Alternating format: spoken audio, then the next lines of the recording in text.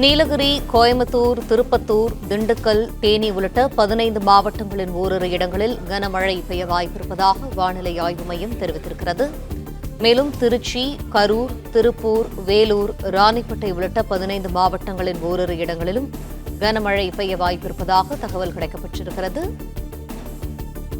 இது தொடர்பான மேலும் விரிவான தகவல்களை எமது செய்தியாளர் மாணிக்கம் வழங்க கேட்போம். மாணிக்கம், தகவல்களை பகிர்ந்து.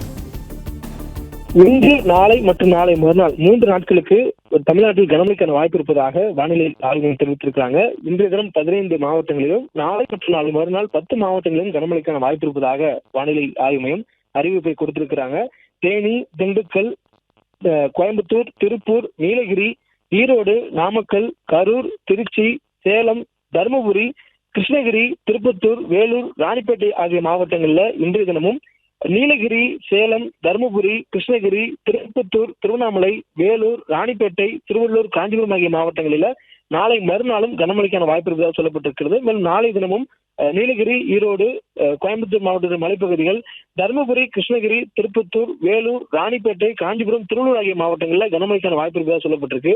சென்னையை ஒட்டியிருக்கக்கூடிய மாவட்டங்களான திருவள்ளூர், காஞ்சிபுரம் மாவட்டங்களில் நாளை மற்றும் நாளை மறுநாள் 2 நாட்களுக்கு கனமழைக்கான வாய்ப்பு இருப்பதனால சென்னையை ஒட்டியிருக்கக்கூடிய அந்த மாவட்டங்களுக்கு அருகே இருக்கக்கூடிய புறநகர் பகுதிகளில் மழைக்கான வாய்ப்பு கனமழை என்ற அளவில் இருப்பதற்கான சாத்தியக்கூறுகள் இருப்பதனால் தொடர்ந்து வானிலை நிகழ்வுகளை கண்காணித்து வருவதாக வானிலை ஆய்வு தெரிவித்திருக்கிறாங்க.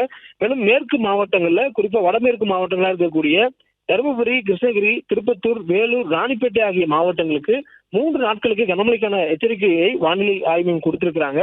அதே போன்று பரவலாக மழைக்கான வாய்ப்பு ஏற்படுத்தக்கூடிய காரணிகள் தமிழகத்தினுடைய வானிலை நிலவுவதனால் இந்த வாய்ப்பு ஏற்பட்டிருப்பதாகவும் சொல்லப்பட்டிருக்கிறது.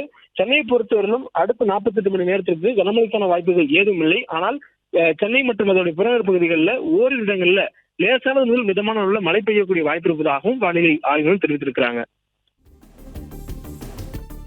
பிளே ஸ்டோர் மற்றும் ஆப் ஸ்டோரில் இருந்து பாலிமர் செயலியை QR கோடு மூலம் பதிவிறக்கம் செய்யுங்கள்.